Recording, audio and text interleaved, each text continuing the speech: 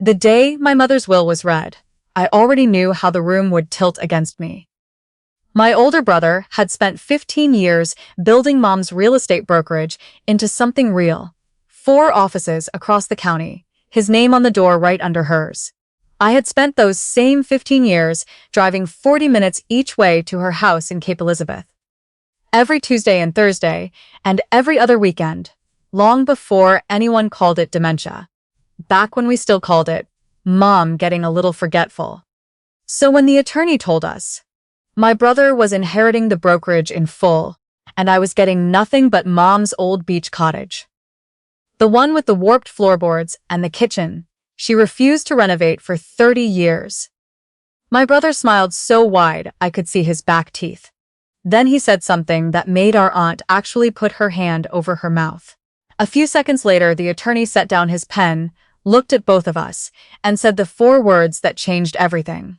Actually, there's more. My name is Caroline. I'm 34 years old, and for most of my adult life, I was the daughter people described as the responsible one. Which is a polite way of saying the one nobody worried about. Which is a polite way of saying the one nobody really saw. My brother Jordan was the one people saw. He was 3 years older than me. The kind of person who walked into a room and immediately knew which conversation to join.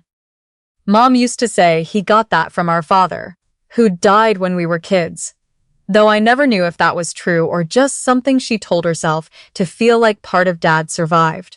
Mom built Whitmore Realty from nothing.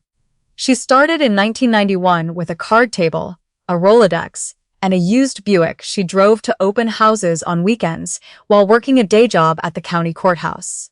By the time I was in high school, she had her own office downtown. By the time I graduated college, she had 4 offices and 11 agents working under her name. Jordan joined the business this summer, after he finished his business degree at UMass. It made sense. He was charming, he was sharp with numbers, and he genuinely loved the deal-making part of it, the negotiating, the closing dinners, all of it. I went a different direction. I became an occupational therapist, working mostly with elderly patients, recovering from strokes and hip surgeries. It paid fine.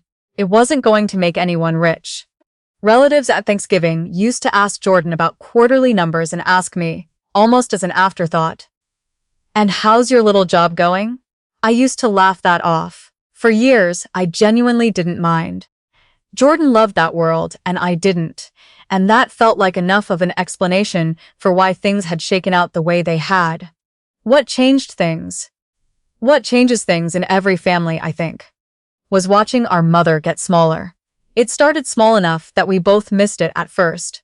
She'd repeat a story twice in one phone call.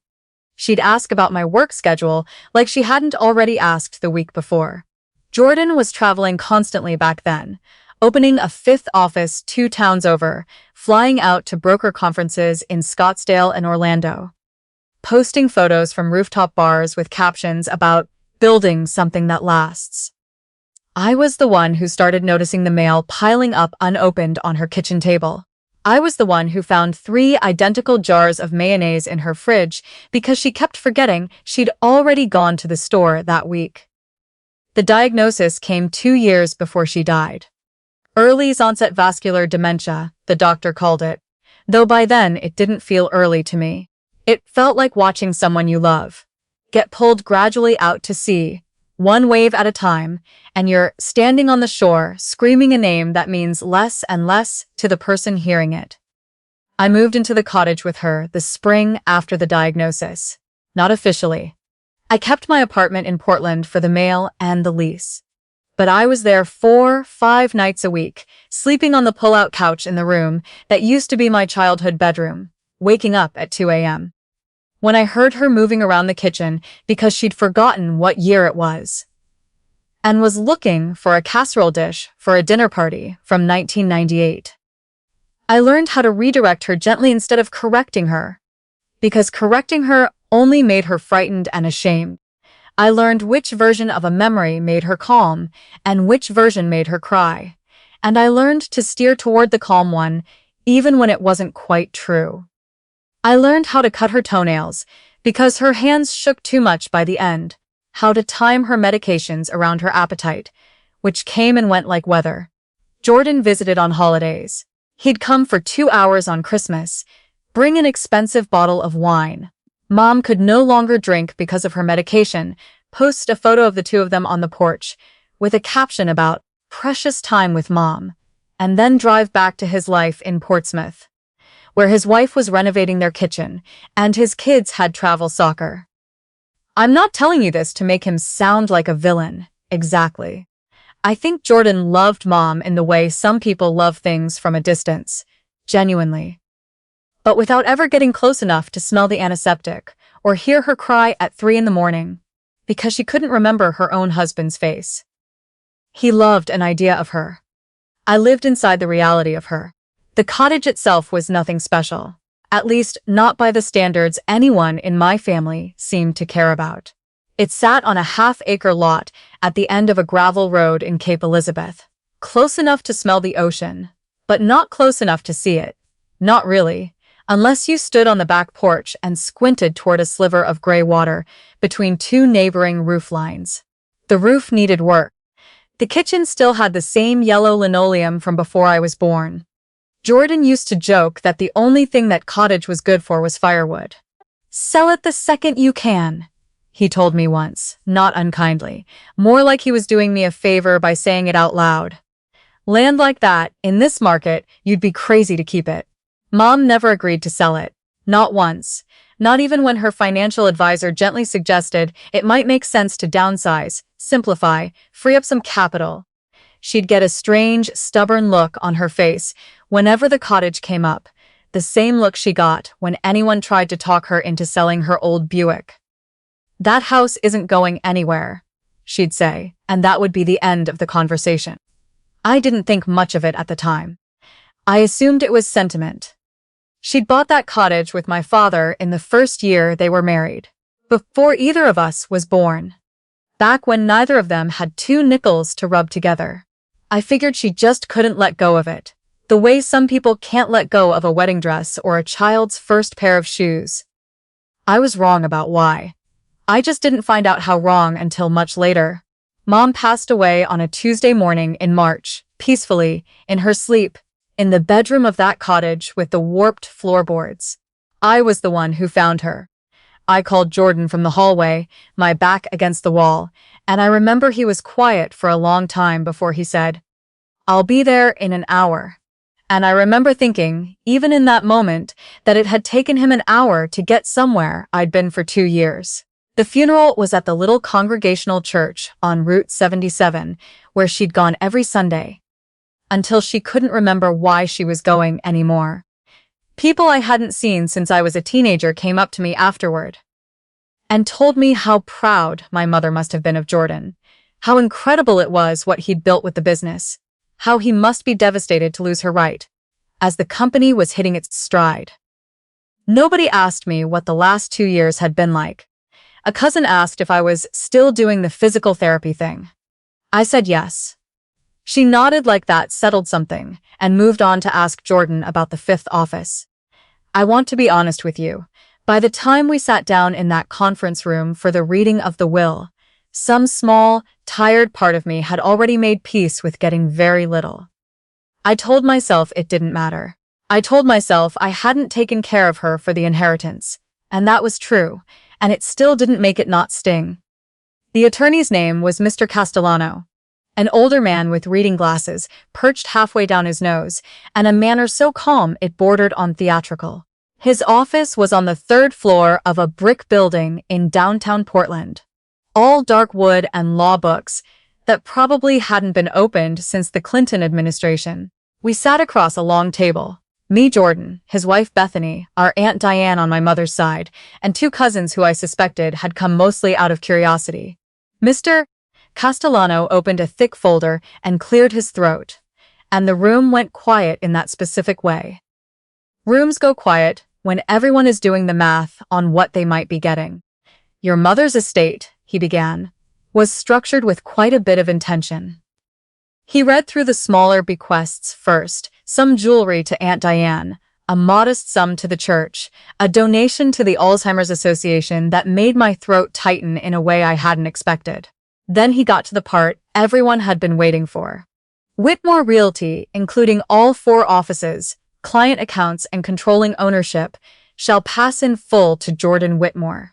Jordan's shoulders relaxed in a way I could see from across the table. Bethany squeezed his hand. A couple of the cousins exchanged a look I recognized. The look of people confirming a story they'd already written in their heads. The cottage property at 14 Tideline Road, including the structure and surrounding land, shall pass in full to Caroline Whitmore. That was it. That was the entirety of what I'd been left. After 2 years of nights I don't like to think about too hard even now. Jordan exhaled through his nose, the kind of exhale that's trying not to be a laugh and failing. Wow, he said, leaning back in his chair so it creaked. Okay, wow. Bethany shot him a look, but he waved it off, almost giddy. No, I just mean, he looked at me, and there was something in his face that I want to describe as almost gentle, almost apologetic, except for what came out of his mouth next. I guess Mom knew who could actually run something. Aunt Diane made a small sound, somewhere between a laugh and a wince. You spent 2 years out there with her, Jordan went on, gesturing vaguely in my direction, and you get the house with the bad roof. I get the company. He shook his head, almost like he felt sorry for me, which somehow made it worse. I mean, no offense, Caro, but maybe that says something. Jordan? Bethany murmured. He wasn't finished. He looked at me with this small, satisfied tilt to his mouth, and he said, maybe, if you'd pushed her a little harder about the business side of things, instead of just changing her diapers, she'd have left you something that actually matters.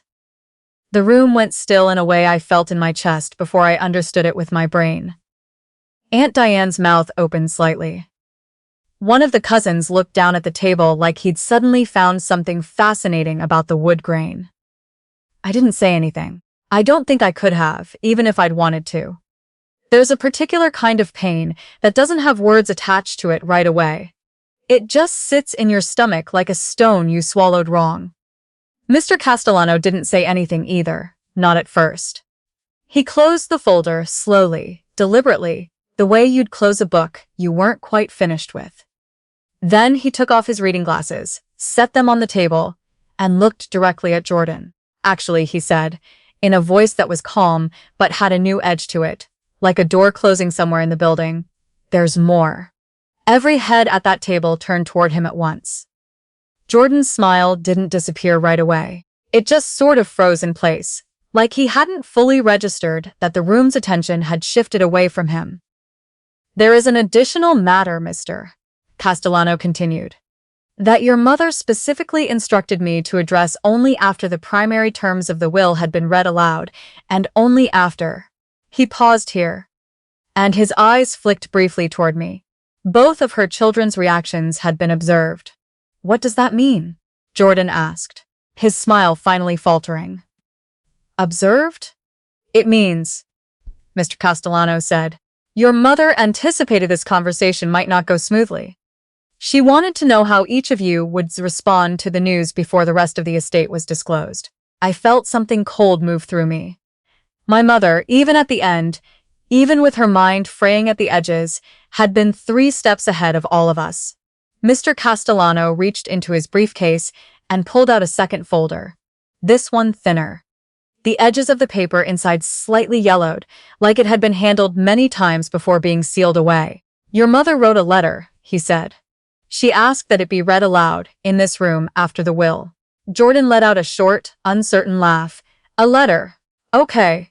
What? Did she leave me a list of grievances, too? A couple of the cousins laughed nervously, but it died fast when nobody else joined in. Mr. Castellano didn't acknowledge the joke. He unfolded the pages with the careful, unhurried movements of someone who had done this exact thing many times in his career and understood the weight of it every single time. My dear children, he read, if you're hearing this, then I'm gone, and I imagine the 2 of you are sitting in Mr. Castellano's office right now, probably on opposite sides of the table, which feels about right, given how things have gone these last few years. I felt my eyes sting immediately. I could hear her voice in those words, the dry, particular way she had of saying hard things gently. Jordan, you built something real with this business, and I want you to know I'm proud of that. You have a gift for people and for numbers, and very few people have both. The company is yours because you earned it, hour by hour, deal by deal, and because you understand its workings in a way no one else in this family does. Jordan sat up a little straighter, his old confidence creeping back into his shoulders. But I want to say something else, and I need you to actually hear it, not just wait for me to finish talking. The room held its breath. Success built on spreadsheets is still success. But it isn't the only kind, and it isn't, in the end, the kind that matters most to me. Mr. Castellano turned the page. For 2 years, while you were closing deals and opening offices, one of my children sat with me, through nights I don't remember, and days I'm ashamed I don't remember, and she never once made me feel like a burden, even when I know I must have been one. She gave up sleep. She gave up her own apartment most nights. She gave up the version of her 30s that other people her age were living, and she never asked me what she'd get for it. She only ever asked if I was comfortable, if I was scared, if I needed anything. My vision blurred. Across the table, I saw Aunt Diane press a tissue to the corner of her eye. That is why, 6 years ago, I made a decision I never told either of you about. Jordan's expression shifted, confusion replacing the last of his confidence. 6 years ago, a survey crew came through Cape Elizabeth, assessing land along the coastline for a new offshore wind transmission project the state was exploring. Most of the area wasn't suitable. But the parcel surrounding the cottage, our cottage, sat directly along the proposed underground cable corridor connecting the offshore turbines to the regional power grid. Confused murmurs spread through the room. Even I didn't fully understand what I was hearing yet. I was approached quietly by a renewable energy developer working with the state. They wanted to negotiate an easement and long-term lease for a transmission corridor running beneath the property. I said nothing to either of you at the time, because the deal was years from finalizing, and I didn't want it to change how either of you treated me, or each other, while I still had time left to watch you live your lives. What easement? Jordan asked, his voice sharper now, leaning forward. Mom never said anything about. What corridor? Mr. Castellano set down the letter for a moment and reached into his briefcase again, pulling out a folder of official-looking documents stamped with state seals. Your mother signed a conditional lease agreement with Atlantic Coastal Renewables 4 years ago, he said. The agreement was structured to finalize and begin generating annual easement payments upon her death, with the underlying land remaining in family ownership. How much? Jordan said. It wasn't really a question. It came out flat, almost like a demand. Mr. Castellano looked at him steadily. The finalized lease, combined with the projected 20-year easement payments and the appraised increase in land value due to the transmission corridor designation, is currently valued at just under $4 million. That figure does not include the value of the structure or the remaining unencumbered acreage, which the state's own appraisal places significantly higher than current market comparables in the area, given its new zoning designation. The room actually made a sound, a kind of collective intake of breath, like the air itself had shifted. My aunt's tissue stopped halfway to her face. One of the cousins said something under his breath I didn't catch. Bethany's hand slipped out of Jordan's. That's not possible, Jordan said. It's accurate, Mr. Castellano said simply. I can walk you through the documentation in detail if you'd like, but I'd ask you to let me finish the letter first, as your mother requested. He slid a single additional document across the table. This one, a financial summary with the Whitmore Realty letterhead at the top. There's one more matter I'm obligated to disclose, given that it directly concerns the bequest you've received. Jordan. Jordan picked up the paper. I watched the color drain slowly out of his face as his eyes moved down the page. Your mother's longtime accountant flagged several irregularities in the company's expansion financing over the past 18 months, Mr. Castellano said. The fifth office, in particular, was opened using a combination of a business line of credit and a balloon loan structured against the original 4 properties as collateral. There are also 2 pending vendor disputes and an active wage complaint filed by a former agent, all of which transfer with ownership of the company. I handled all of that, Jordan said, but his voice had lost its certainty. I was handling it. The business remains profitable on paper, Castellano said, not unkindly, but it carries approximately $700,000 in outstanding obligations and unresolved liability exposure. Your mother was aware of this. She believed you could manage it, which is part of why she left the company to you and not to your sister. But she wanted it disclosed plainly, today, in this room, alongside everything else.